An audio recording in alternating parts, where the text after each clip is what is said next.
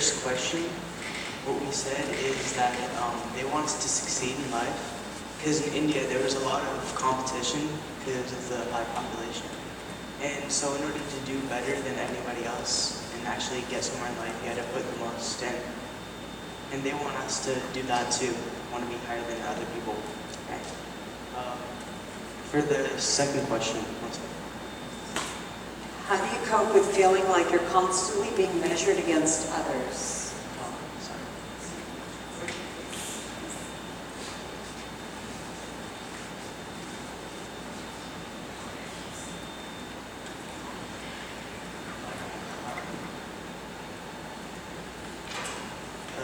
We can actually figure out a way to deal with that one for number 2.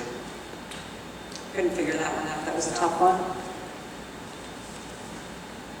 And for the third one, what are ways to set your goals and build some confidence? What we said was to step out of your comfort zone or out of your bubble and go and choose to talk to people who you wouldn't normally talk to, like people who aren't Indian, like who aren't white, people who are just unique. Okay. And that'll give you different opinions and different perspectives on stuff. Okay. Anyone have any thoughts on these questions? So for the second question, we said like focus on your good aspects, like if you get good grades, like you're like good at a certain hobby, and then work more on building on other areas. Other stuff. Yes. Should we keep those?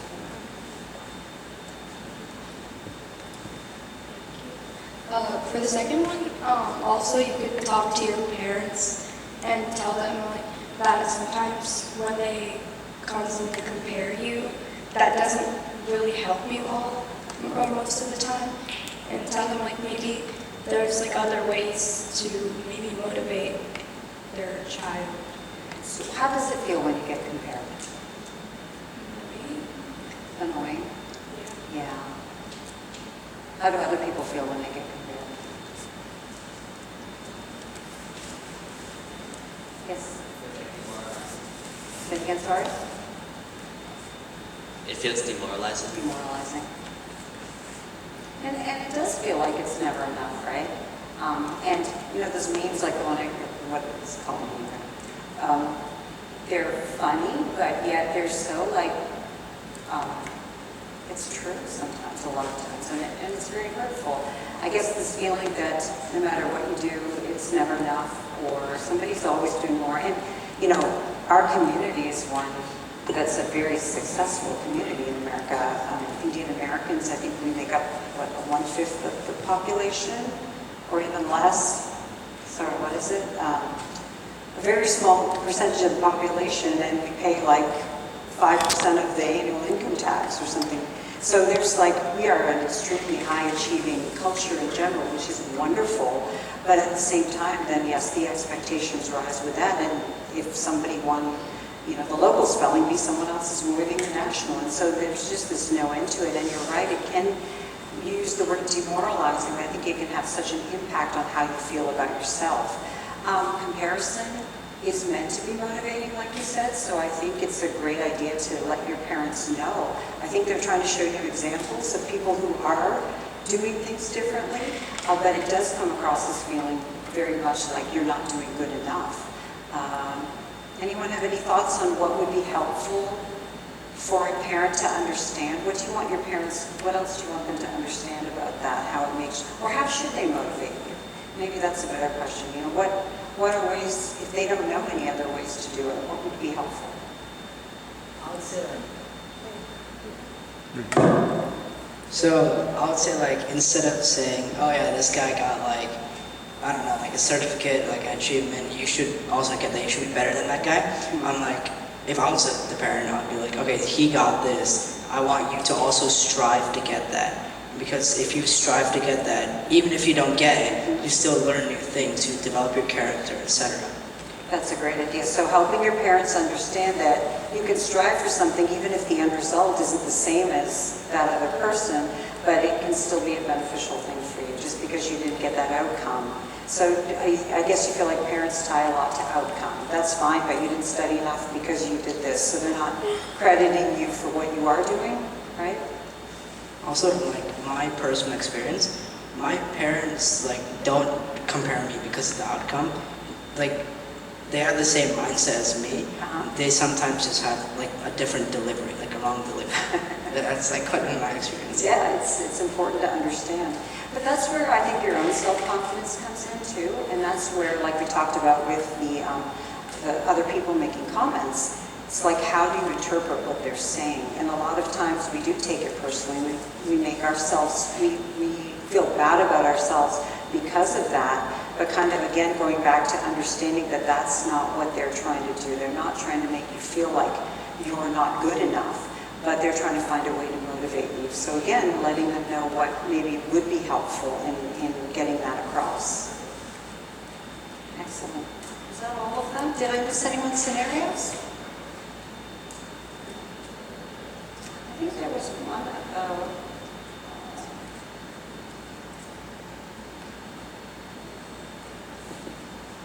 did anyone have this one?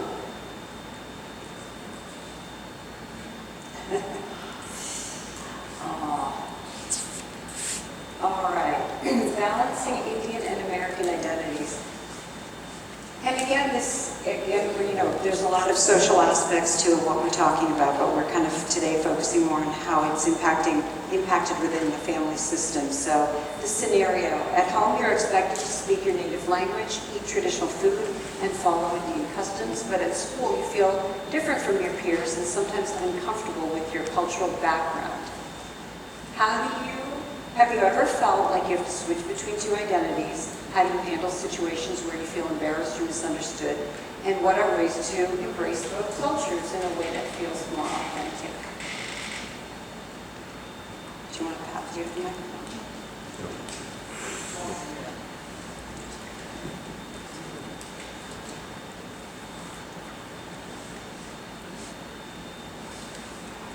For the first one, definitely it's really hard to balance two identities, especially outside of your home, at school.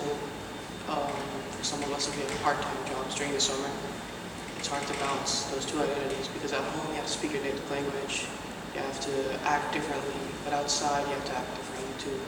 With your friends, you use slang, stuff like that, but at home you can't. And it's kind of hard to balance that. It is hard. For the second one, personally, I just don't talk about that. If I feel embarrassed or misunderstood, it's like, I'm just quiet about it. I don't think it's like something that's really that talked about in Indian households. And then the third one. Well, that's kind of a broad topic, but I don't know if you guys came up with something for the third part. For the third one, I kind of made them put Garba, because like you could take your friends with you, like the AC one. That's like the only one too. Okay, Like so I you kind of incorporate your friends from like both into cultures like, so that they can understand like you it a little feels better. normal to me, you know. Okay, Like, that's yeah, nice. I thought that was really cool. That is a good one. So when you say it's not talked about a lot in Indian households, what is it that what's not talked about a lot in Indian households? I feel like based on what my parents tell me about their childhoods, it seems like they don't really talk about feelings with their parents as much when they were kids. Okay, So for them, when I talk about my feelings with them, it's almost like alien to them. yeah. So would you like to be able to talk about your feelings more? Do you think it would be helpful? It would be helpful, but I don't think it would make that big of a difference personally. Well, you want to say something? Go ahead. No. So, does anyone agree? Do you agree with that? That talking about your feelings or expressing stuff to your parents won't make a big difference? No? Yes.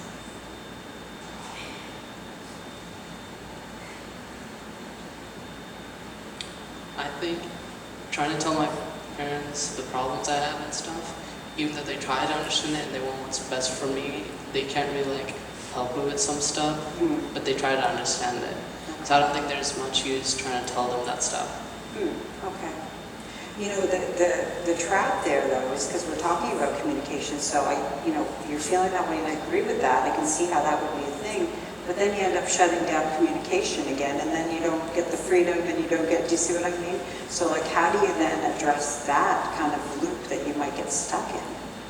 Because it's not like, okay, I can communicate about this, but I shut it down here. I'll tell them how I feel here, but not here. I mean, sometimes, but just in general, I wonder though, just by expressing it, sometimes it's just helpful, because carrying a lot of those feelings inside is not healthy either, right? Feeling like you don't have a way out, feeling like you're trapped, there's no solution to a certain problem, that is a really scary feeling. And then those kind of feelings can contribute to depression, they can contribute to anxiety.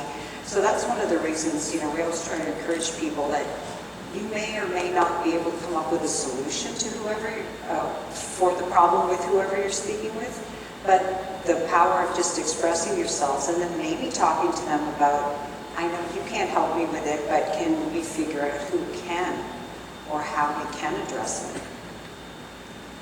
Does that sound? I don't want to give you guys solutions and possibilities that feel like, okay, that's never going to work either. So if you feel like it's not going to work, tell me, because it's important for it to be not just things I think will work, but things that you think will fit into your world, and if they don't, how to make them fit. I feel like they'll be able to help you because they live with you like the most. So they know more about you, and like I feel like they'll help you with any problems, like based on your personality or like things you like to do. So they might be able to, they may not understand the problem, Yeah. but they may be able to come up with some kind of a solution. So, I can just equate it with what I do, and I talk to people with very different problems, and I've not experienced all of those problems. Just in my work, I've not experienced all of those problems, and I don't always have a solution. Offering solutions isn't necessarily what I do, but I think helping people just talk about it and talk it through can be a really powerful tool too. So I think there is a real value in at least expressing it and not shutting it down, because that's the number one complaint of parents, to be honest, is I ask my kid, how was your day? And they say, fine. Well, what's wrong? Nothing.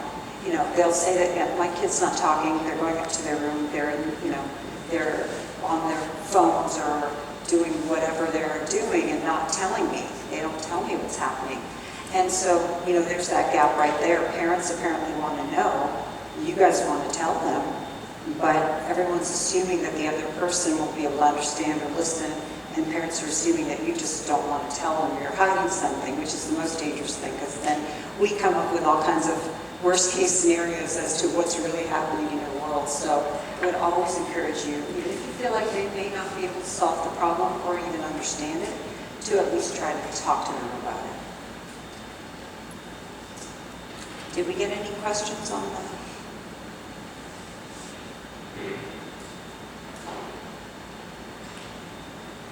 No questions.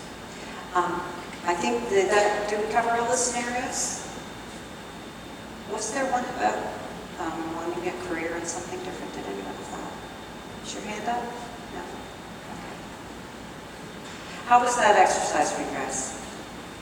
Was it hard? No. Is it helpful to talk about this stuff with your peers even? Is it something that you guys talk about with each other anyway? Your challenges with your family systems? Not really. And again, some of the solutions that some of you all came up with had to do with getting support from friends. And, that's another outlet to talk about things like how do you handle it with your family when this happens, or, we really want to open up the dialogue. So I think the big major takeaway today is that communication, which is not always easy to do, but it's really, really important to develop that communication, explaining yourself, staying calm and explaining yourself, helping your parents understand your perspective, even if you think they don't get it or they don't agree with it, there's still a value in them knowing, and kind of asking more questions and not shutting things down. That's going to be one thing that you guys can do, and hopefully they'll come along that. Like I said, we got a lot of feedback from parents that they do want to hear what their kids have to say, that they're feeling like the kids aren't feeling like they're not communicating, because again, we all make assumptions. Like I said, if I assumed my parents would say no to a sleepover, I didn't communicate with them. I didn't tell them how I felt about it. I didn't, tell them, because I figured they would just say no. But that wasn't the best strategy, right? And I learned that later. And that's just a small example, but these are things that, really worth the effort of trying. I promise you, the more your parents know about what you're doing in your life and your world, the more open they're going to be to listening to you and to helping you find solutions without being judgmental or comparing and all that stuff. They really do want to know how you feel. Anyone have any questions or thoughts before we end for today?